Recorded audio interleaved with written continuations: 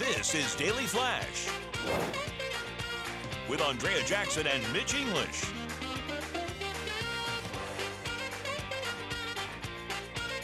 Broadcasting worldwide and streaming. Daily Flash. Today's talk, tomorrow's trends. Hi, everyone. I'm Andrea Jackson. I'm Mitch English. This is Daily Flash. We have today's talk, tomorrow's trends. We have you, so that's everything is taken care of in our world as we kick off this week. I heard about a story on the way into work about the minds of kids who are using smartphones. The smartphones are making them dumber, and they're talking about digital dementia. Okay, tell me about that. And that. it is happening now with younger kids who their attention spans, are limited. Their memory is limited. They are depending on these things for everything, and it's creating this new generation of young kids that may end up with dementia as they enter their teens and early 20s. I can see that. When you get older, they really urge you, use your brain as much as you can. Sudoku, I think, is one of the reasons why it got so popular as fast. And instant results is what I even see it myself, man, where like I get bored with something, I'm watching a video and it's like, just get to it. And I'm already impatient. Yes, the attention span part of it. I took a Lyft drive to the airport recently, and I was talking to the driver because he picked me up in a Tesla, and I was like, "Oh, how's the Tesla?" and this, that, because I'd never been in one before, and I wanted to get his take on it. He goes, "I love it." He goes, "But it has made me a super dumb driver." And I said, "What do you mean by that?" He goes, "Because it does everything for me." And he goes, "I'm a car guy, so I have other cars at home, but when I get in those cars to drive, I forget that I have to shift gears or find my way around." He goes, "The Tesla does everything for me." So he goes, "It's really dumbed me down as a driver and as a road person because when I get in the other cars, I'm not as cognizant." The other way around it, I think you become a better driver when you learn ride a motorcycle because you're constantly looking around all the time. And when I had my motorcycle and I get into a car, I would turn everywhere because you get used to that. And so just as I did that, I could see, I don't need to because I know I'll be safe. I think cruise control or the slowing down, where it has the auto stop. I'll forget that I'll be in my truck and I don't have this. I need to slow down. Yes, that's the other thing too. You forget turns and turn signals and direction. And James, I know you've done some Lyft driving, Uber driving. Yes. Would you concur that this could be something that could cause you to... The whole goal of the app is to make sure everything is as easy as possible. All you have to do is drive. Yeah. So yes, you're relying on the app for everything, turn by turn, and it is making you... it's making... I want to say dumber. I want to get in trouble. That's okay. I'll say... I think less shoving aware. it down. Yeah. Less aware. No, I mean, I wouldn't say less aware because you have to be aware of the people who are on the road because a lot of times people do some crazy driving, especially down in our visitor area. Yes. But I mean, the auto braking system is when the people do that. I mean, don't depend on it. I'm just saying, you're like, well, I know the auto braking's there, so are you a little like, don't look for those sort of things as much? But the thing is, too, though, I mean, for kids, is it great for kids? Is it having those abilities? Is it great for kids? Will that bring you some sort of peace of mind because you're not there, they're driving, but they have that in the system that automatically stops. We think it's making them safer, but is it really making them a better driver? It's like stick shift, right? Like, if you drive stick shift, you are a little bit more cognizant of like your RPMs and that sort of thing. And also, if you need to slow down, you got to change gears. It just reminds me of a 2006 movie called What's it called? Crocs. Idiocracy. Yes. No, you're right on that. Crocs and Costco and cheese puffs and you name it. Yeah. It's crazy. Oh my gosh. Well, James, you've got our question of the day. Yes, question of the day. How do you unwind fast? I put my comfy cozies on. That's what I do. Yeah. There is something about like when you get home, just changing your outfit altogether because you're in that mode. Yeah. And I think what happened during the pandemic is we We got stayed a in little those too clothes. comfy cozy, yeah. And it was hard to get back in there. That's why I always appreciated, like, I'm going to dress up and go into work because I feel like I'm putting on a different costume because I've said it many times, you act the way that you're dressed You do, a lot of times. And Okay. if you feel good about how you're feeling, you're going to project that sort of thing. So I would say that would probably be the best. It's interesting, too, when I watch TV to go to sleep. Yeah. Liza does not. Oh. And that has been a big thing. The light keeps you up. I thought it No, does. you're Yeah. 100% right. Yeah. So she bought me these orange glasses. So this is what a good woman she is. She's wonderful. Because it's a blue blocker. Yeah. You know, that's what is those. okay. And I get on my computer and she'll say, you know, Matt, you're going to need to get to bed. And I go, I know, it's 9 o'clock and those blue lights. So you sit at home with your blue blockers So on? I have orange glasses and she wears. I gotta see. You gotta bring him in. You gotta bring him in so we can see. Oh, no, him. well, they're really cool. Yeah, they're really cool. Yeah. When in Florida. So I guess that's one way. But I have been really trying to not let the TV put me to sleep. But Really? Nah, Oh, wow. It's not going to happen. Okay. Right? We're trying not to put you asleep here on this Yeah, that show is at true. least, right? Yes. We don't want to do How that. do you unwind fast, James? I honestly, I will come home, jump on the computer, open up Canva, and do graphics and eat fruit. That's how I unwind. Okay. Yeah, I would just start getting that my order? creative juices going before I start getting into budgets, and that works. You eat fruit so you can make your creative juices flow. I like it. It's like you're a blender. Yes, it sounds weird, but that's what Florida Orange Juice need a new slogan because I think they've got one right here. All right. Get the juices Yes. flowing, baby. I like All right. that. Well, let us know what you think. What do you do to unwind fast when you get home? DailyFlashShow.com is the website. We would love to hear from you and feature your response on the show.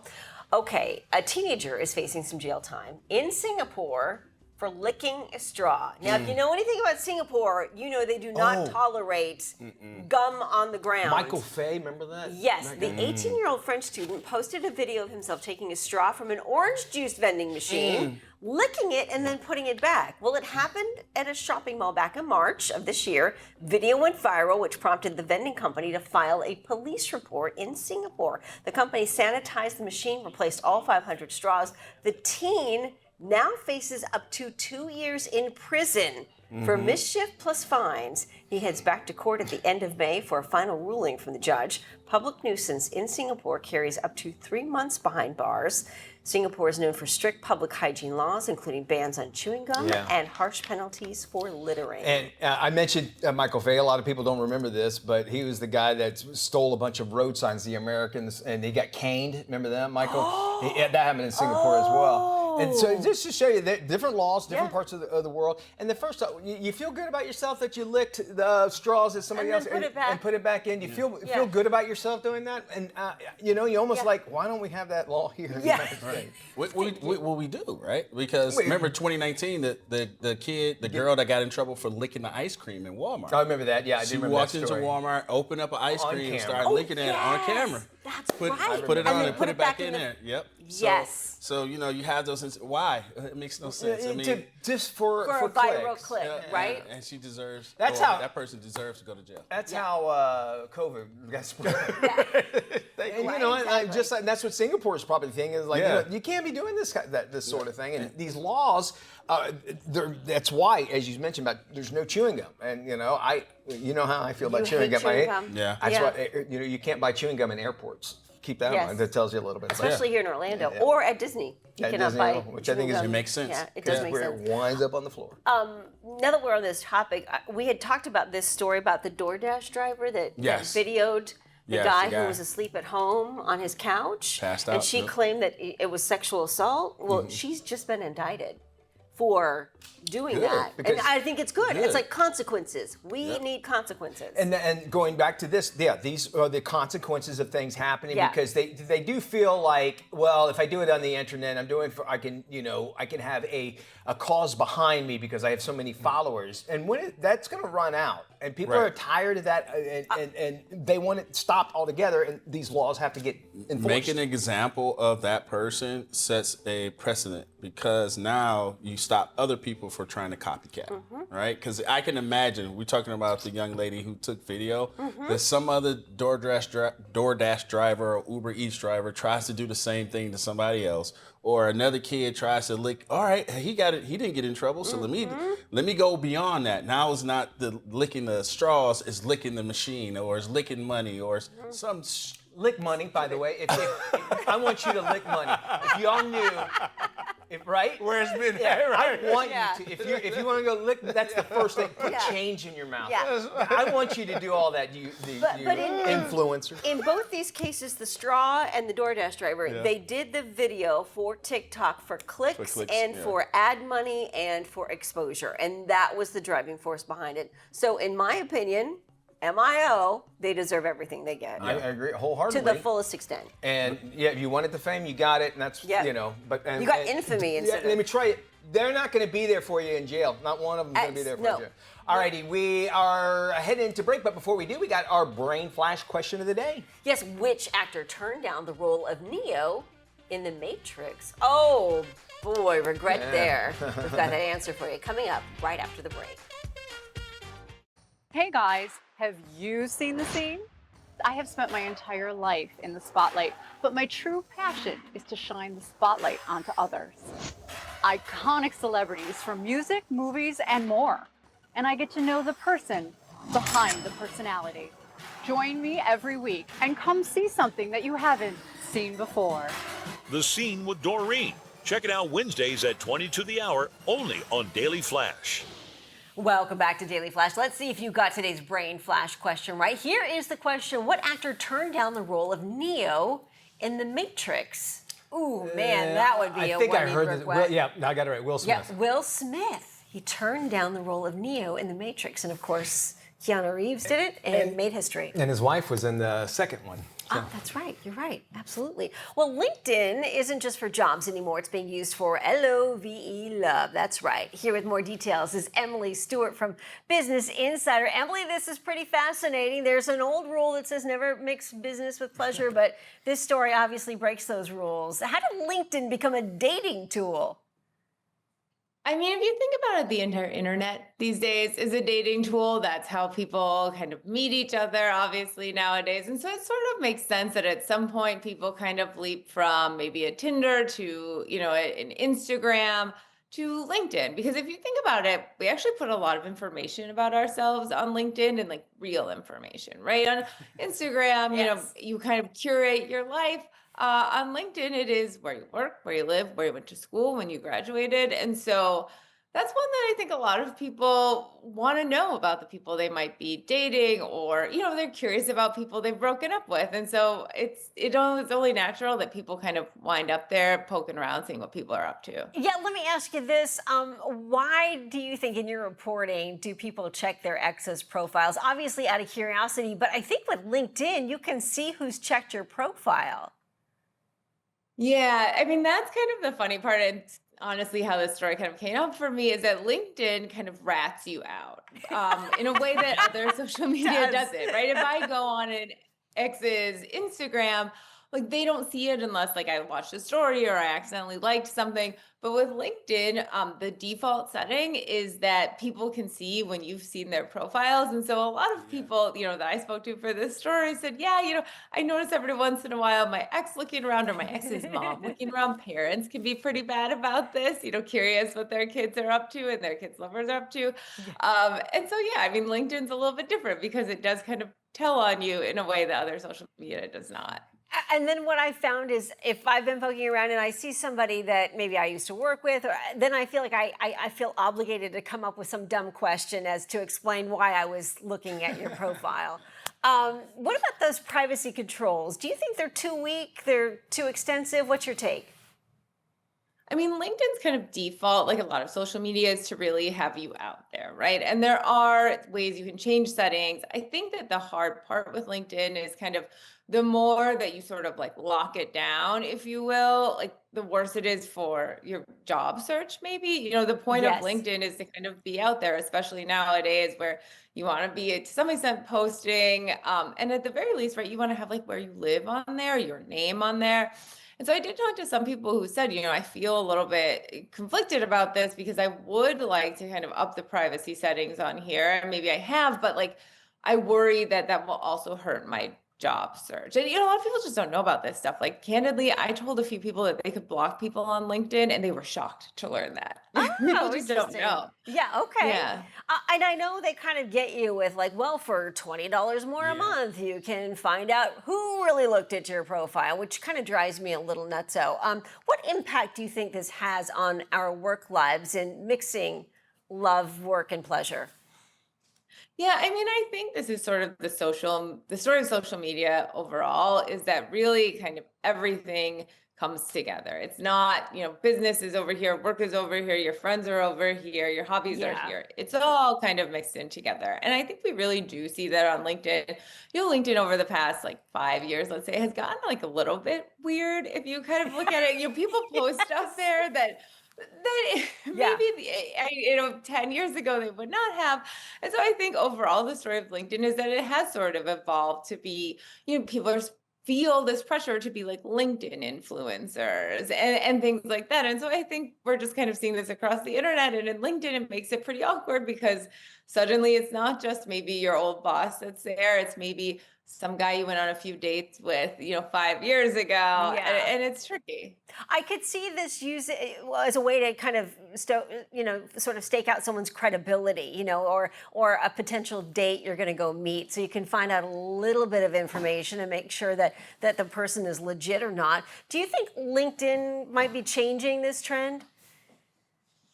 I mean, I don't know. I mean, it's a tough spot for LinkedIn. I reached out to them and said, "Do you want to chat?" And they said, "No, we don't have anything to add on this," because I do think this is just sort of it's really natural, like you said before, for people to be curious about who they might be dating, who they used to date. I think that's pretty natural. I think that this is just one where this is where we are nowadays, and especially in the era of online dating, I think that it makes sense that people will check it out. I talked to one woman for this story who lived in New York, in Brooklyn, in the early 2010s, and she said LinkedIn was a good way to see if all these guys were lying about working at Vice, because that was the cool place to work, and you didn't know if they were there. And so, I think for LinkedIn, honestly, it's probably not the worst thing in the world that people are kind of using it for this. Obviously, there's a scary part to it because for some people it becomes pretty dangerous, but overall, I think it's pretty in good fun to see, oh God, I looked at somebody's profile and now they're going to know. And,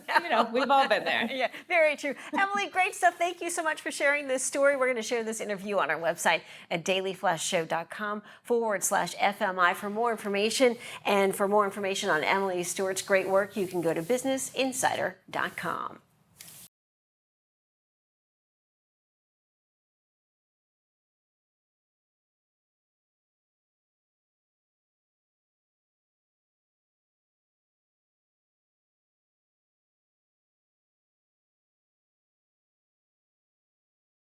Welcome back to Daily Flash. Time now for some trending stories. Gen Z is not just ditching the dating scene, they're ghosting the workplace as well. Nearly 60% of Gen Z workers say their job is a situationship. That's how they think about it. They consider it a short-term setup with no long-term commitment. According to a brand new survey, nearly half, 47%, plan to leave their job within a year. Nearly 1 in 4 ready to quit without notice. Many say they already have. Roughly 30% admit to simply walking out without a warning, giving a standard 2-week notice, or even sending or replying to a goodbye email, which is fascinating. We've had some experience here about that on the show. Gen Z workers are known to lack early job experience. They distrust institutions and are more risk averse. It's also a combination that experts say fuels a quick exit and zero patience. And what's interesting too is job performance reviews typically start after 18 months. Many long gone before then. Which it says a lot about that, and I think it's because we are in a disposable society. Yeah. I mean, and it's not wholeheartedly their fault. They're like, well, I just move on. There's so many things that we go down as far as Gen Z goes, and there are a lot of great things that they do. I kind of am glad that they're waiting to get married. When I hear stuff like that, I think that's awesome. However, as far as jobs go, what they don't realize is how much that disrupts a business, and they think, well, you know, to me, they did not put a lot of value on themselves because one little cog in the wheel can really screw it up for everybody else, and it just shows a lack of empathy for any other employees. Yeah. And as a boss, you look at it like, well, I'm glad we got rid of them because it probably would have been a problem after a while. When you could have developed that person, it's like if they go, hey, look, you know, don't just give up now. Let's work through some issues. That could help them out in other places in life. Well, and I think too, in some respects, it's like they're hedging their bets. Well, this sounds good over here, but then there's this nice shiny object over here. FOMO. So, yeah, exactly. So, I might dip my toe in here, but if I don't like it, I'm just leaving and I'm going to go over here. And it's this constant bouncing around. And I think eventually that catches up with you because I think you're going to find yourself in a situation where your lack of commitment will start to surface and people will recognize it. And just as everybody should know, things are cyclical. They're going to go back, and you know what? We're going to start hiring based off resumes. And they see a resume, and you got 15, and you're only in it for 2 months at a time. A job hopper is what they call that.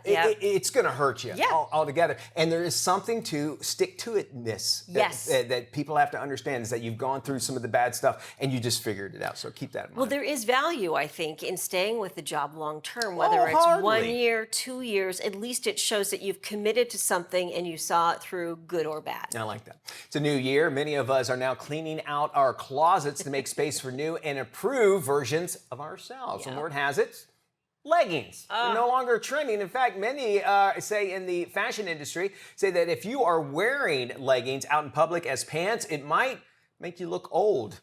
If you choose to wear them to exercise in, no problem. It's when you leave the house wearing leggings as part of your outfit that has fashionitas actually spinning their heads. Many guys are going with the BWPs, or big workout pants.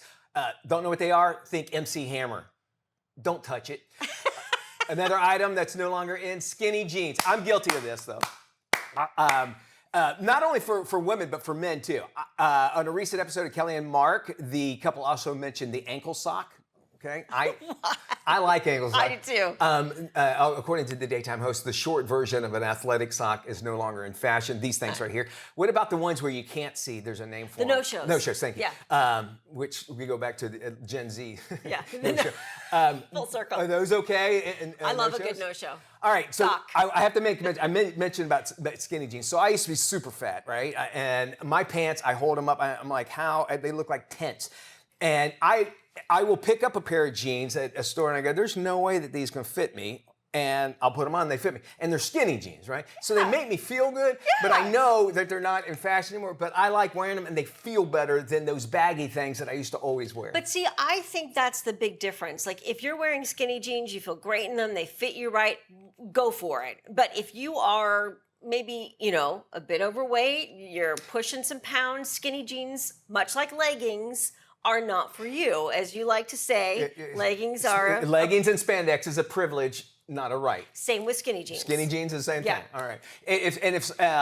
Here's my problem. I have very short legs and thunder thighs. So I know how I look at them, but they just, I'm at that age, I'd rather be comfortable. Yeah, you know? but see, I think that it's important. Like when it comes to style, if that's what makes you feel good and you feel put together, that's all that matters. It doesn't matter whether Kelly and Mark say they're out. It doesn't matter. Thank you, Jackson. But I do think it, you know, and fashion is cyclical too. So by the time you decide, oh, I probably shouldn't wear these skinny jeans anymore, they're back in fashion. So I say, regardless of what's in, what's out, you gotta rock what you feel good in. We were talking, I think last week or whatever, about this craze about going back to 2016. Yeah. And that's when I actually had lost all the weight and I was kind of like at the same weight that I'm at now. And that's probably, you know, when I started wearing skinny jeans again, which they were just called regular jeans before. I was just so fat, they looked too tight on me. You called them skinny jeans. They were skinny jeans, but they were to just, me, you were skinny, yeah. Right. So anyway, so and I'm all about fashion. I want to look. You good always wherever look I'm great, at. man. Thank you, Jackson. Yeah. But I'm not giving those up yet. You shouldn't. Make fun of me if you want to, but they feel good on me. We got more of today's Talk Tomorrow's Trends still to come right here on Daily Flash. Stick around. This is Daily Flash with Andrea Jackson and Mitch English.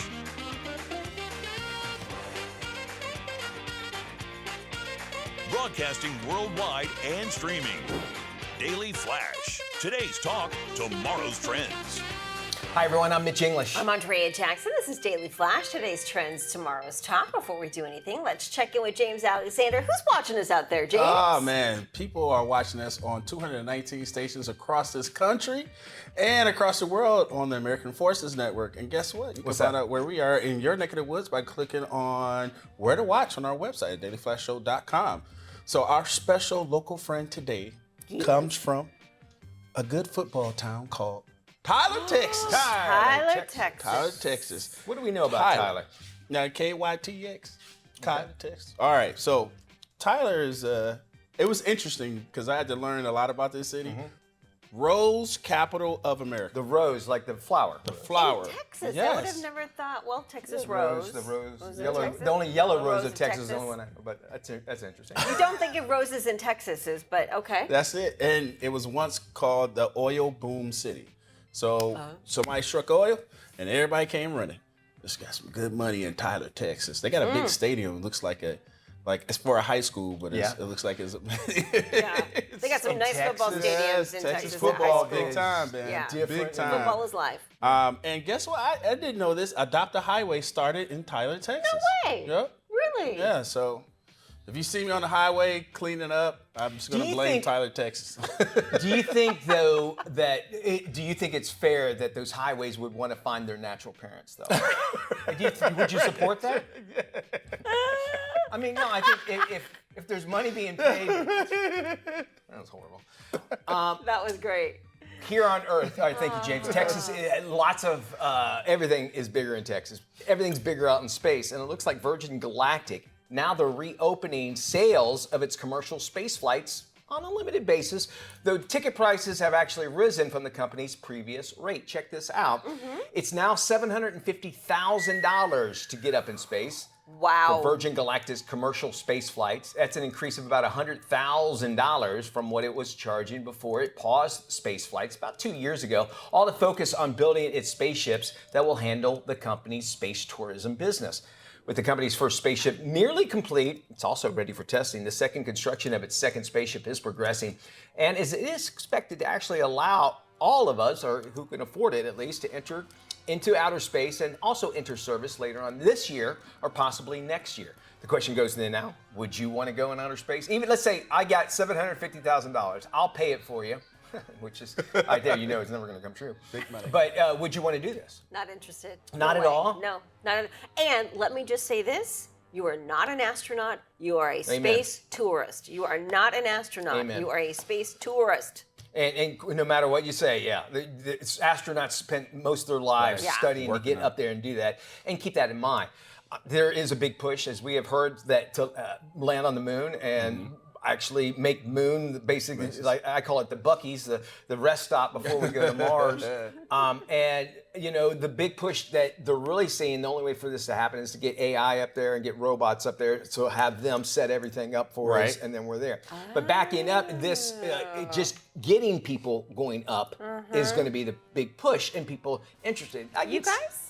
I would, yeah, 100%. I'm sad that I will never get to go in outer space because I think one day it's going to be where it's just like traveling to Oklahoma, where it's like, hey, I'm going to go to the moon. You know, you'll have to save for it and that sort of thing. But I think more I would want to experience would be the weightlessness and the zero gravity. Well, you still can do that with the plane. They have the training plane they use for NASA. The Comet Vomit. I think right there it tells you the name of the They still can do it. I mean, but you know, if you got the right cash, you can go over to Russia. They can fly you to space. They'll do it. That's it. I mean, last time I saw a billionaire do it, it was like $22 million. He took the flight up to space. Right. So I'm down for it, but I'm looking forward to the moon and Mars. Moon and Mars and beyond. And we're looking forward on the other side of this commercial break is more Daily Flash. Stay with us. You miss a minute, you miss a lot right here on Daily Flash. We're back right after this. Look at our moon man go. I like that. We got to get him to do the moonwalk, right? We should.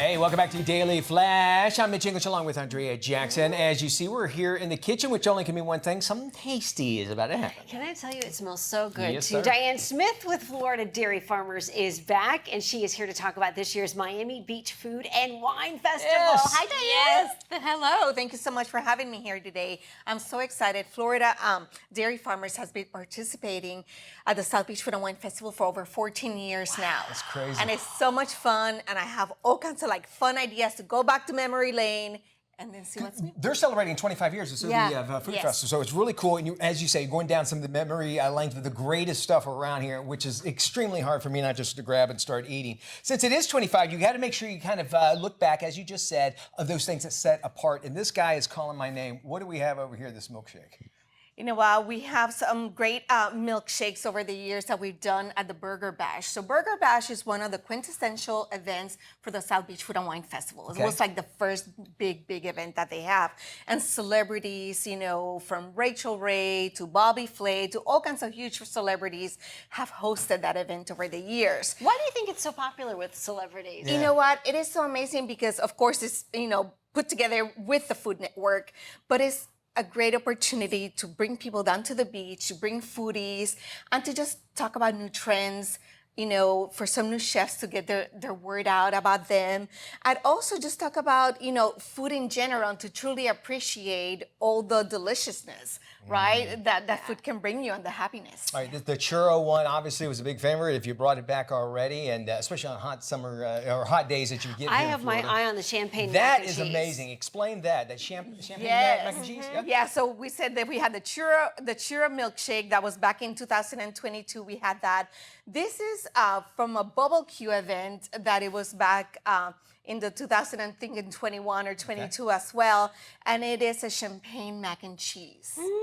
And the word champagne, is champagne involved in So it? we actually make it with a champagne cheese and add a little bit of champagne into the mixture. You know, we make the roux, we make, wonder you know, she's put all on the there. cheese, the milk, the cream, and it's just indulgence and it's delicious. This is all about indulgence this time. Okay, so we talk about how you can really indulge, but then we talk about something that's almost like a staple in almost every house, and that is the Comfort grilled cheese food. sandwich, which you've taken it to a different level, though, right? Absolutely. So Comfort there's food, right. nothing better than a grilled cheese, ooey gooey grilled cheese. Indeed. You want to know the secret? Okay, listen to this. Tell you me. have to put butter Yes. in all four sides. All four sides. All four sides. You got to put it on the outside, you got to put it in the inside.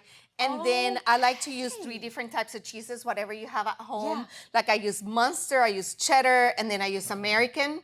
And if you use whole milk cheeses, they're gonna give you that stretch that you truly like. Which is fun to eat that way. Yes. Yes. Stretches well with these Brazilian bites. Oh, yes. I Okay, love so it. new this year, we have these Brazilian cheese bites, which are delicious with tapioca flour. They're gluten-free, and we're gonna have them with 3 different sauces. One spicy, one sweet, and one savory. I love Okay, that. and the Oreo shake? Okay, so the Oreo, it's amazing. We're bringing it back by popular demand since it's the 25th anniversary, right? So this was a viral milkshake that we work with one of the influencers that we work with, one bite at a time. And this has crushed cookie crumbles, Oreos, as well as Kinder Bueno candy. Yum. So it's yeah, delicious. this is the way to go. You can't go wrong with all of these. All these, of course, you know, you can in different variants that you can be able to use as well. And it's hard for me to sit here in front of you, Diana, and not try those. Why don't you try one of Brazilian those bites? bites. Give it One? a try. Yeah. Give it a I'll try. try one too, because I'm curious. to know what these are Absolutely. like. You know, one of the great things about it is that all of these recipes, you can find them in floridamilk.com, so you Okay. can make them at home. So even if you're up in get it. Oregon or wherever you are and it's super cold, you can feel that you're at the South Beach Food and Wine I Festival. love the way you think. Very Absolutely. good stuff. And if folks want to find out more information, we'll have links on our website at dailyflashshow.com. And there you can find these recipes and more. But you can't have these because I'm eating them all. No, they're gone in like 2.5 seconds. Indeed. Diane, thank you. Thank you, Diane. We are celebrating National Small Business Week. Today, tech expert Mark Salzman is here to show us how Adobe Express and AI are making it easier for companies to compete with the big brands. Mark, thanks so much for joining us. And thanks for having me. As you mentioned, for more than 60 years, National Small Business Week is celebrated each May, which recognizes these small businesses and entrepreneurs as the backbone of the U.S. economy. And that's why I'm excited to work with and talk about Adobe Express. So why are creative and AI tools such an important topic right now? Well, small business owners are the ultimate multitaskers, right? From managing marketing and operations to customer service and sales all at once, and often with limited time and small budgets. However, times are changing. Creative and AI tools can actually make your life easier. The Adobe Express app combines AI with creativity, making it the secret weapon for small businesses. Okay, so how can these tools help these smaller companies? Absolutely. Adobe Express is an easy to use and free app that turns stressful and time consuming creative work into a quick and easy process, be it for social posts, videos, flyers, presentations, and more. No design experience required. We're talking professionally designed templates and one-click AI tools like Remove Background and Animate. Now, every entrepreneur can show up with the confidence and polish of a brand that's 10 times their size. And what do you think? How is AI making all of this work better?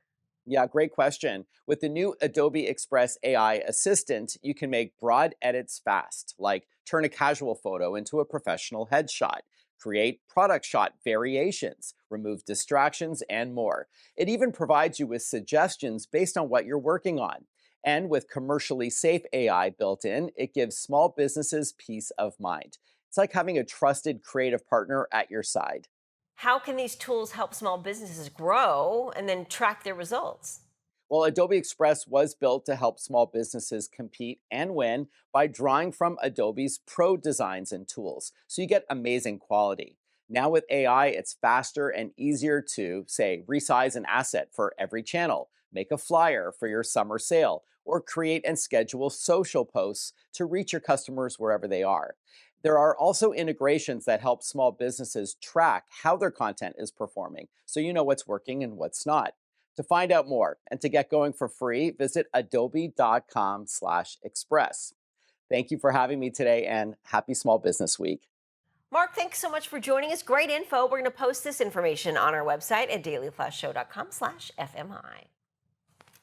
All right, there's research out that shows that bird watching isn't just fun. It's actually been shown to reduce stress, improve mood, and actually help people reconnect with nature.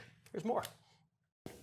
Hello, Mitch. It's great to be here, and there is a good reason why bird watching is surging in popularity. It fits the boxes for what people are looking for to relax and calm down at the end of the day.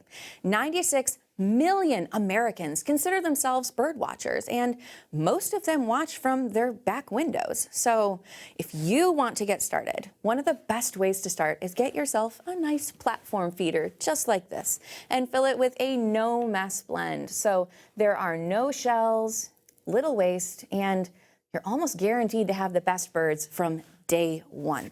If you want a completely hassle-free experience, you can try these stackable seed cakes by Audubon Park. You literally just stack it, hang it, and enjoy the view.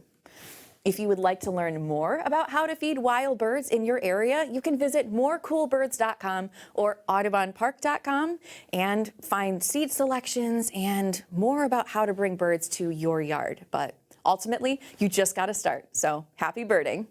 The path to starting a business is changing, and it's opening doors in places you might not expect. Here's what you need to know. New business growth is expanding beyond traditional tech hubs as lower costs and digital tools make it easier to launch from anywhere. With more, here's Allison Todak, Vice President of Entrepreneurship and Innovation at the Michigan Economic Development Corporation. Entrepreneurship is more accessible than ever. Founders no longer need to be in a coastal city to reach capital, talent, or customers, opening the door for more people to turn ideas into businesses. There are now more than 36 million small businesses in the U.S., many launching without a physical office or large upfront investment. States like Michigan are responding with programs designed to support founders and expand access to funding. Today's entrepreneurs can take advantage of digital platforms, remote collaboration tools, and statewide initiatives that provide mentorship and funding. Here in Michigan, those resources are helping more founders start and scale from anywhere. For more information on Michigan's entrepreneurial resources, visit michiganbusiness.org. That's michiganbusiness.org. David Pollack is known to many as a former NFL player and a college analyst, but now he's actually using his voice to encourage others about early cancer detection after his wife's diagnosis last year. David joins us now here on Daily Flash. David, first off, your book, Every Day Counts. It talks a lot about perseverance, including your wife's battle with brain cancer. Tell us a little bit about your journey. Well, Mitch, it's proof that anybody can write a book. If a defensive lineman can write it, I promise you, you can read it. But no, it kind of talks about adversity and how life is going to bring you adversity. It's not if, it's when. And so, her adversity this past year and a half, I have a 17 and a 15-year-old with Nicholas and Leah, and just walking through, telling them, and walking through a year of surgeries and walking through a year of hard in our household was really, really awesome. And it was a great journey. And we are very thankful to be where we're at. But, her health obviously is something that it's been difficult. It's been hard at times. But I think sharing her journey and her adversities and her struggles is really, hopefully that is something that can help everyone else, realize that it's going to be hard, but you can make it. And everything's going to be just fine. I wholeheartedly agree, and I'm so glad that you've taken this opportunity to be able to spread that out. And matter of fact, Aflac has named you a Check for Cancer champion. What does that mean to you? Man, I'm a champion. I'm big time. I got a coat and everything, right? So I think it's just important that we all understand, you make time for cancer screenings and checkups. Don't wait. It's obviously very, very important. And it's simple. If you see a check, get checked, right? Don't wait too long, because a lot of times, if we would have waited longer and if we wouldn't have been fortunate enough to find Lindsay's, it could have ended really, really badly and a lot quicker. So we're extremely thankful. So everyone go out and get checked. And they want to find out more information about this book and maybe even more information about Check for Cancer. Where can they go? Well, you can go to davidpollack.com or anywhere you buy books for the Everyday Counts books. And it just happens to be right there. Isn't that weird? It just popped up. And then aflac.com/Check for Cancer. To go get more information. David, thank you for sharing your journey with us. And we're going to post this interview on our website, dailyflashshow.com/FMI. Thank you, Mitch.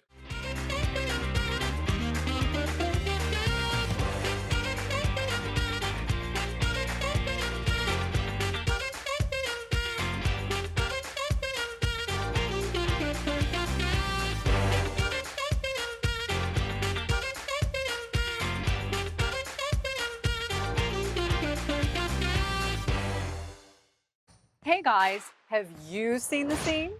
I have spent my entire life in the spotlight, but my true passion is to shine the spotlight onto others. Iconic celebrities from music, movies, and more. And I get to know the person behind the personality. Join me every week and come see something that you haven't seen before. The Scene with Doreen. Check it out Wednesdays at 20 to the hour, only on Daily Flash. Hey everybody, welcome back to Daily Flash. Don't just sit there, hang out with us. We are online. We're all over Facebook, Instagram, TikTok, all of them. Search for Daily Flash Show. Jump in on the fun. Of course, you can also drop us a line at flash@dailyflashshow.com. Yeah. Okay, question of the day, James. Is love at first sight real or just a TV movie myth? Yes. Good question. I think it is. I think it is a movie myth, is what I'm saying. I think that you could see someone and you go, wow, there's things that we look in the people that we're attracted to. Obviously, if we see them, we're like, all right, it's just investigating them and learning after. And, obviously, I didn't learn that until I started dating, and I was much older when I started dating. Well, because you got married when you were 10. So, that is true. Not far from 10, but you're right. And so, and I think, I mentioned a little bit about soulmates. I think you can, if you want to call it a soulmate, but you have to work to become a soulmate. You know what I'm saying? Yeah, I think the attraction, that love at first sight, I do think that happens. I think it's more attraction than love. And then it all depends on your relationship, whether it turns into love or a soulmate situation. True. That's true. Because I've been in situations where, you meet the person and he's like, oh my God, next thing since sliced bread. But then you're with him for a while, and then all of a sudden you're like, I don't know if that's for me anymore. And then it becomes less attractive. I say, and the person does. No, they really do. You're right. No, it's true. And soulmates come in whole different manners too. I mean, I think honestly with Jackson, you and I have been since 2002. We were, I think. You're my work soulmate. I mean, out of all the people I've worked with, I have dozen. Right. Jackson's the easiest one to get along. I'm like, we pick up right where we left off, and so I consider that a soulmate, but it's someone we had to work towards. Right. All right. I believe in love at first sight. I do. I love it. I'm a hopeless romantic too. I know, man. I think it happens for a few hours, then it's not gonna work out. Isn't that a one-night Stan? Hey, it's love at first sight, though. Okay. You could call that a booty To that call way, you're right. or love at first sight. I got you. Speaking of calling, will you booty call us tomorrow in just 23 hours? We'll be back. We'll see you. Bye-bye, y'all.